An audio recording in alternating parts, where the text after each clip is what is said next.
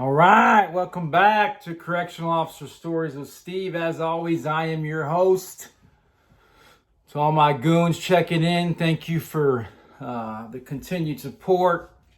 I know that I've been hit or miss on my YouTube game, but it's just how life goes, man. It's just how life goes. Anyway, today I want to talk about this Tekashi 6ix9ine. I know everybody's talking about it, and I want to touch on it, right? So, I obviously you all know that watch me, and if you're new here, welcome to Correctional Officer Stories with Steve. I appreciate you tuning in. Go ahead and drop a sub and a like.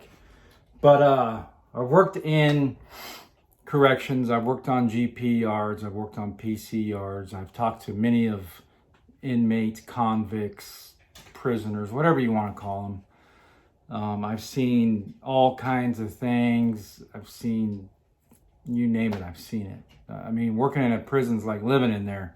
You just leave for 8 hours, but sometimes I'd work 16 hours, you know what I mean? So I'd only be gone for 8 and come back for another 16. It just depended on if I was working a double or not. It really depended. Anyway, my point is we all knew that Daniel Hernandez, 6ix9ine, we knew he was coming home, right? Racketeering charges. The feds swoop him up. They've got a 95% conviction rate, the feds, the federal government, which means you do not mess with the feds. They can investigate you for, I think, 7 years before they even decide to bring charges on you. But my point to this is that live that he put out there talking about where was the loyalty at? Yeah, I snitched, but where was the loyalty at when you were sleeping with my baby mama and you were stealing millions from me, and you were doing this, and they had you on a wiretap and you were doing that. Where was the loyalty at? Where was the loyalty at? And I ain't about that gang life when, he's been out there how many times throwing up Treyway. Like the point is, homeboy, you know why you're home? You know why you're home? Because you went against the code and you snitched. That's why you're home. Or you'd be doing life in prison. Life. Racketeering charges? Nobody gets off that. Nobody. It's the dumbest thing I've ever heard of, him trying to say he's, you shouldn't fight fire with fire. Anybody that knows and that's active knows that there's not always going to be loyalty. The word loyalty, not just in gang-related shit, in marriages, in friendships, in life, period, there's hardly any loyalty, especially nowadays. Maybe way back in the day, there was that true loyal, but I'm telling you what, right now, I don't know too many people that are just straight up loyal, that would, just straight up go down for you or jump in front of a bus even, or a car or a bullet. You've heard it 10,000 times. I took a bullet for you. I do this. But when it comes down to your life, there's not too many people that got that real word, and they're really backing that. And he used to, old Daniel Hernandez, 6ix9ine, Rainbow Boy, used to say that all the time. I'll take a bullet for you. I'll do this. I'll do this. I'll do this. It's in his raps and all this type of shit. You know what happened? He got locked up. And his freaking butt cheeks puckered.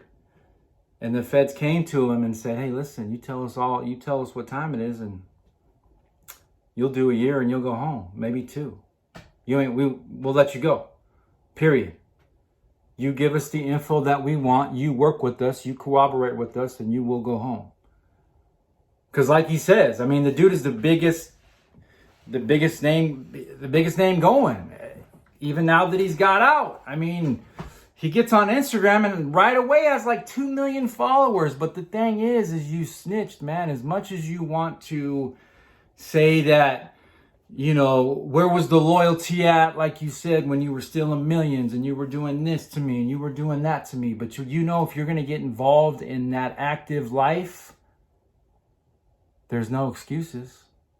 There's no excuses. You can't say, well, how come you did this to me? And how come you did this? And where was your loyalty at?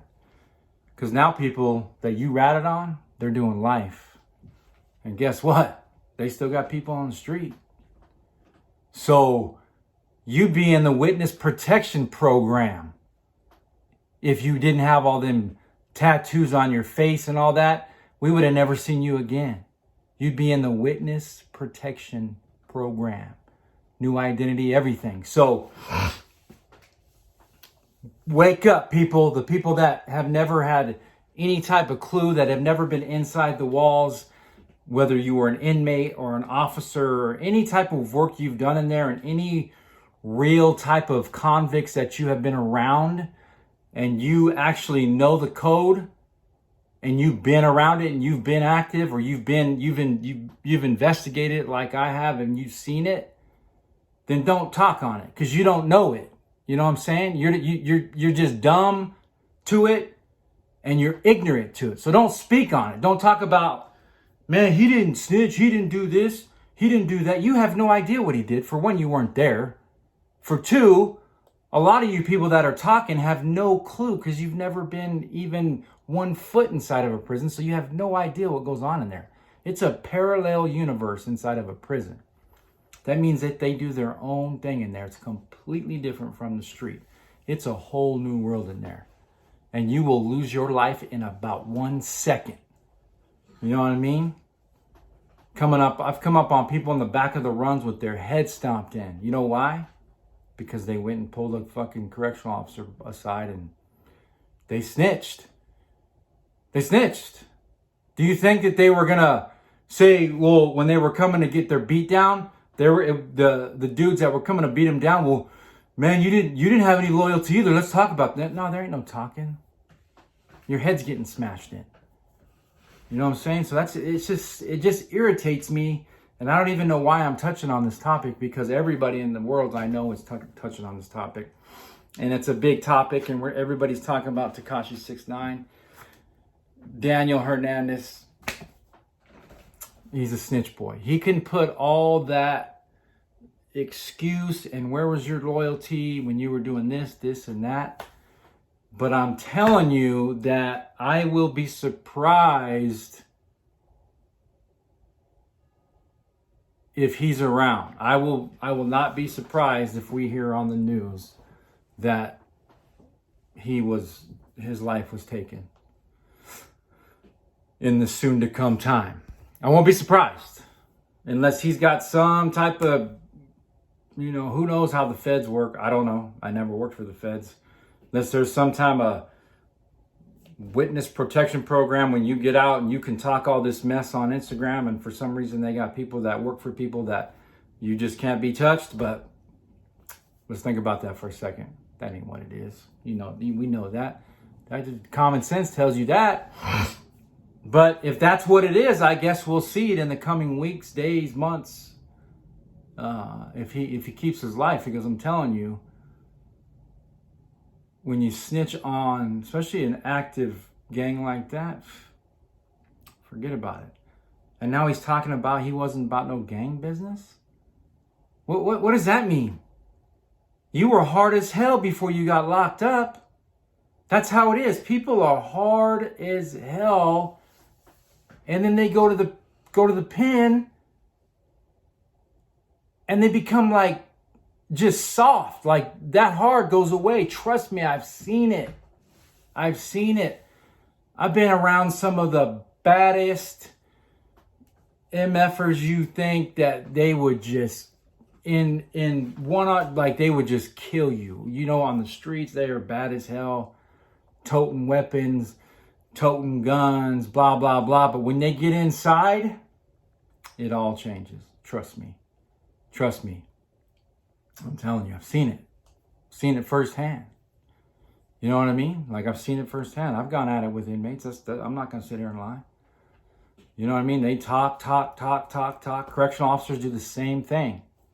They do the same thing. But the point is here is you can be hard as hell, but when that prison door shuts, cling, and it's the real deal now, and you're facing some time, and you're facing some serious time, 25 to life, and you got the choice to snitch and use the excuse when you get out, where was your loyalty? Or you just take that time and do it because you were part of that and that was your choice that you made, they're going to snitch. You know what I mean? Tattle, whatever you want to call it. Snitch is just a word. It's an easy word to say. They're going to do it. You know what I mean? 9 times out of 10, they are going to tell on you. I can't tell you how many times I was pulled aside on a GP yard where these dudes were dropping kites to me, just snitching their ass off, talking about dopes coming in this weekend through visitation. This is who's bringing it in, blah, blah, blah. And then 10 minutes later, they got to get off the yard. They roll up. They PC up. CEO, you got to get me off the yard. I'm not locking down. I can't go in there. They'll kill me. Over a dope debt or because they snitched or whatever the case is. But I'm telling you, if that person that snitched, they got a release date and they get out, they're back to that hardcore mentality. I'm a badass. I was a killer in prison. I'm a badass. Yeah, I might have snitched, but you know what? Test me. Get him back in there. Different. Because you can't have guns and all the type of shit you can have on the street. Yeah, there's weapons in there, but you ain't blasting somebody with an AK. That ain't happening. So it's just all that tough talk. You know what I mean? And you know what? He's probably going to, this 6'9", Daniel Hernandez is probably going to continue to blow up. He's talking about all these chains he's got on his neck, 1.6 million, and all these cars that he's got. But it don't matter when you're 6 feet under the ground. That shit don't matter. That doesn't mean a thing. Not a damn thing. It doesn't mean anything. All that means is you're gutless. You're just a gutless, just another gutless wonder that never intended on having any loyalty.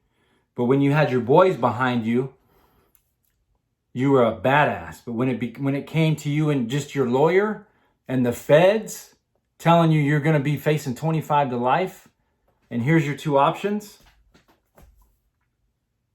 you took the B route. You took the easy way out. Of course you did. Who wouldn't? Most people would. You know what I'm saying? Most people would. But if you're gonna put yourself in that type of lifestyle, and that's the type of lifestyle you decide to live, then you need to understand the repercussion that comes with that lifestyle. And the charges that you got hemmed up on was because of the shit you were doing. Period. That's it. Period. Because of the shit you were involved in, that's what got you hemmed up. You just had the opportunity to freaking tell and get out. Because if that was somebody like me that didn't have any clout, wasn't a celebrity, and that nobody cared about, it wouldn't matter how much I went in there and gave up all kinds of information. I'd be doing all kinds of time. It doesn't matter. That's another reason he's out, because of that celebrity status. He still would have got, at least 10 to 15. But that celebrity status got him out. And I think he went broke paying. I mean, you saw him right away when they arrested him. He was begging to get out. He said, I'll give you everything in my account. I'll give you whatever I got to get out. And they didn't give him no bond. We're talking about racketeering charges. People, look them up. Look them up. Nobody gets off those, whether you snitch or not. You know what I mean? No, it's racketeering. Nobody gets them off. Nobody gets off on that. But he's back out, yipping and yapping and barking about, where was your loyalty to me and blah, blah, blah. Well, I guess we'll find out. In the coming weeks, months. We're going to find out. Trust it. You might see that news blurt. Life's been taken. You know why? Because you snitched. That's why. Not because you can go back and forth on who told on who and who did what to who, because that's not how actives, that's not how it is. That's not how it is. There's no loyalty anymore. Here and there, maybe, but like real loyalty, the real definition of loyalty, it's not really there, man. It's a whole new world. Prison is a whole new game. It's a whole new game. It's a whole new ball game nowadays. Yeah, do you still have a lot of convicts and people who are now out? You see a lot of these channels that these people have been out and they were, GP or they were on GP, then they went PC just to get out of that active life because they saw that there was really no loyalty in some of these active prison gangs. But it is what it is. I'm not throwing no shade because it is what it is. I was just an officer inside of there, a sergeant. So I would see it because I would see inmates come up to me on the daily, PCing up off the yard. And it wasn't, trust me, it wasn't always because they were afraid of their life. 50% of the time they were just done with the backstabbing and they were just done being sent to do things that they just didn't want to do anymore because there was no loyalty there. But when it's game time, you ain't telling them, hey, listen, remember when you did this to me, or remember when you did that to me? Where was your loyalty? No, you're just gonna take that knife in the eye and the back, and you're gonna get stabbed 3,000 times. Or on the street, you're just gonna get blasted. There's gonna be no talking. They're not gonna come up to you and make you a deal, like the feds did. They're not gonna make you a deal. Boom, done. You know what I mean? One shot to the dome, it's over. So like I said, all you people that think you know and have all your opinions, but you've never been on the inside and you have no idea, or you've never been a part of a gang, or you just have no idea because you've just never been inside and you have no idea what you're talking about other than just running your neck because you think you know of what you think you've heard. Lock it down because you don't have a clue. You don't know. You know what I'm saying? You have no idea. You've seen thousands of videos on this Hernandez, and everybody said he will be out because he will throw up on everybody, meaning he will tell on everybody and then get out and try to defend the reason why he told. Because where was their loyalty? Well, they're about to show you where their loyalty is. I think anyway. But I don't know. I don't wish any harm on the man. I don't know. I'm just saying it's from what I've seen and been around. Was it different in the female prison? Of course. There's not really politics in the female prison. It's just different. It's just different. But there's some badass females, let me tell you that. They whip up on a male any time of the day. And I've seen it. So I feel like I'm able to speak on this because I've been around it. I've seen it. I wasn't an inmate, but I was an officer and I was around tons of inmates. And I know, and just by watching some of these prison channels, I mean, they've put a lot of information out there on what loyalty is and what it means and how it rolls inside prisons today. There's a lot of youngsters that are going to prison nowadays that there is no code. There is no code anymore. That code's gone. It just depends on what state you're in, I guess. But anyway, y'all, I kind of got off on a rant there. I appreciate you continuing to tune in. I know my stuff is probably, you're hoping I'm getting some new stuff out there, and I will. I've just been busy as hell at work, and it's just what it is. I don't have an excuse. It's just what it is. I'm thinking about renaming my channel and doing more different type of stuff. I don't know. I was going to do interviews, and then I decided not to do that because everybody's doing that. And then I was going to try to go on people's channels to talk about corrections and the life of corrections. But corrections has taken such a different route nowadays. Like, it's not even the same. So I would be speaking on what it used to be like. You know what I mean? What to expect going in there as an officer. Now I have no idea. It's totally different. It's not the same anymore. Corrections is totally different. Being a correctional officer and inmates nowadays versus when I was there, it's totally different. I mean, that was a long time ago when I started. Long time ago. Years ago. So, I don't know, people. Drop some comments below. Let me know what you think. If you want me to continue with the correctional route, and you want to know, I know you guys want to know the blood and the gut stories, and I've told a few, but I don't know, those kind of get old too. I don't know where I'm going to take this channel. I think that I pay attention to a lot of I don't know. I might tell my life story. You know, you guys would trip out on my life story from start to finish. Well, from start to now. Obviously, hopefully it's not finished in the next couple hours. Hopefully I don't croak. But you would just never know, and you would trip. But I'd be putting a lot of information out there that could possibly affect me in a negative way. So I don't know. Maybe I'm thinking about that. I'd like to write a book on my life, because I've been through. You know, you always hear people that, you know, they've been through it, and well, I'm one of those.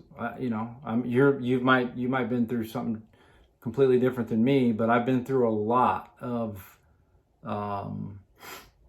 things growing up as a kid. I've seen a lot of different things. I've been through things. I don't know. I've been thinking about putting my life story out there. You guys would trip. But go check out the book. I think it's The Fifth Degree by Mike Majlik. I want to say his last name is. He runs with Logan Paul.